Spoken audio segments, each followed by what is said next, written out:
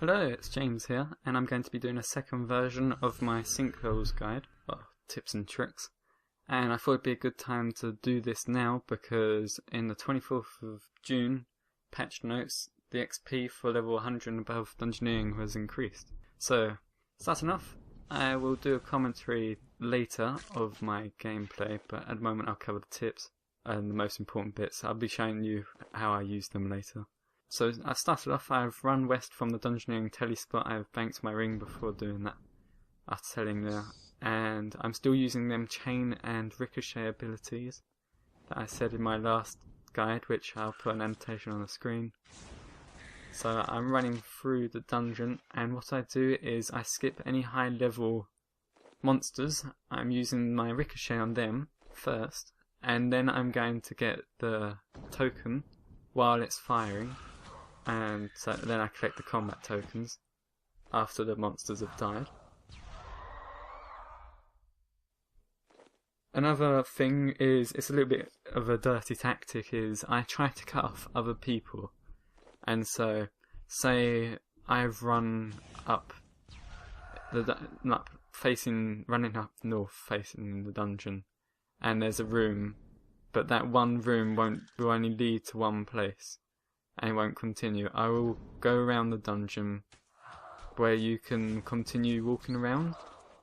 So like I'll continue going into more rooms, and that way like I won't get stuck at a dead end, and I'll just like circle around the dungeon. And I try not to backtrack. If I do backtrack, like I take note of if there's any special resource bits where it doubles your resources, but I still leave them till last. I still go for the combat tokens first.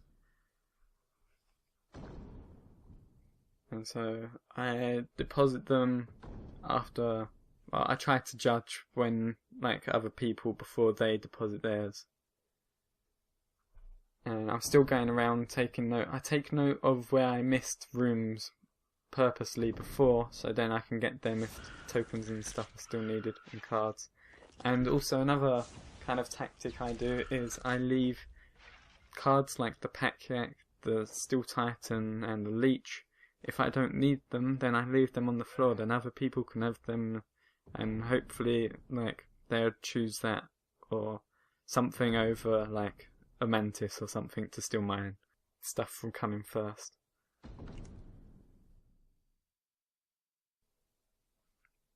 And I'm still keeping an eye on the resources and things that we need. If I see that we've got all the combat tokens and tokens, then I straight away go on to the mining the ore or the wood or fishing. And after you've done like the sinkholes for a while, you can start to make out how the sinkhole is laid out, so you'll be able to remember where the deposit boxes are. It's a bit hard to explain that, cutting off the rooms and then leading on to other better ones, but I'll do a better explanation, like talking over where I've done it before.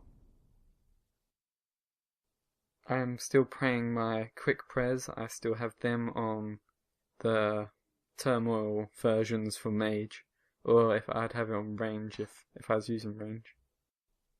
And coming to the end of the dungeon, I do say whether I get a clone or not, because usually if I say no clone, then be less chance of them trying to take my lamp, because they think I'll just have like a bloated leech or something and I'll take it back. And I also say no clone if I have meerkats. But if I do get a clone and I don't have meerkats, then I do say I've got a clone. And then they can take my lamp and I'll clone it back. But anyway, I'm destroying duplicate cards I found that you can press the Y key and the N key as yes and no, a bit like when you press 1, 2, 3 in a chat box, like discussion with an NPC, and that'll quickly destroy the cards for you. I'm still destroying duplicate cards when I've got time, and I'll pick up Smoke Devil cards just to destroy them because I hate them that much. But anyway, I still collect the Reversing Phoenix, the mosquito clone and the scavenging meerkats. They are the 3 cards you really want to get.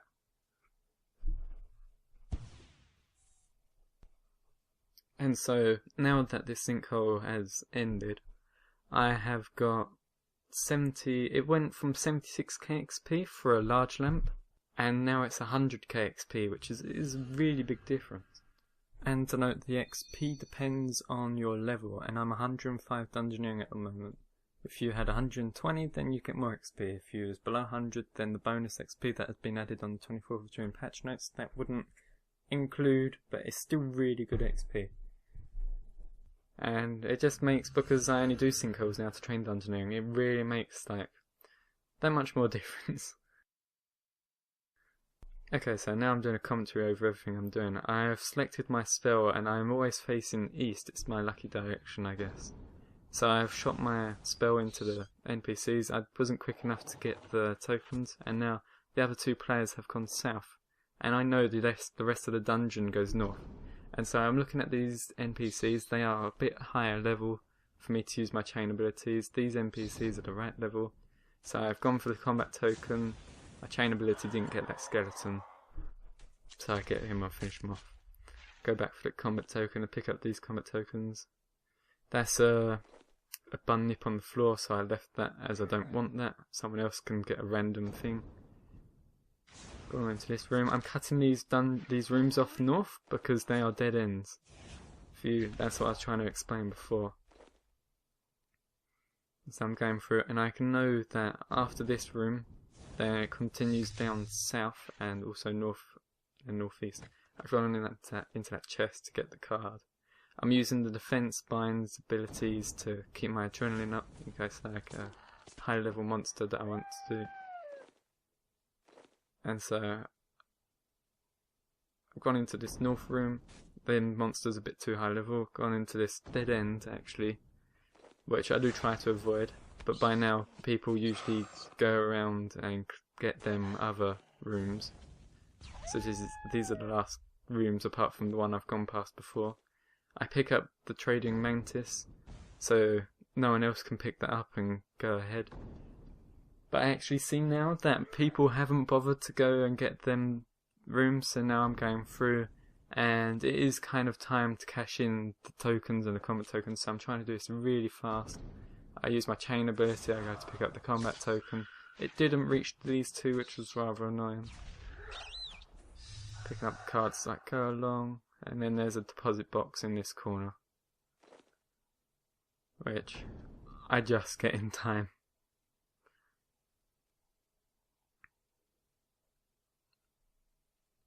And now there's a few more combat tokens left. I see that there was that special resource for the fish that gives 2 times fish, but the combat tokens and the explorer tokens are still more XP.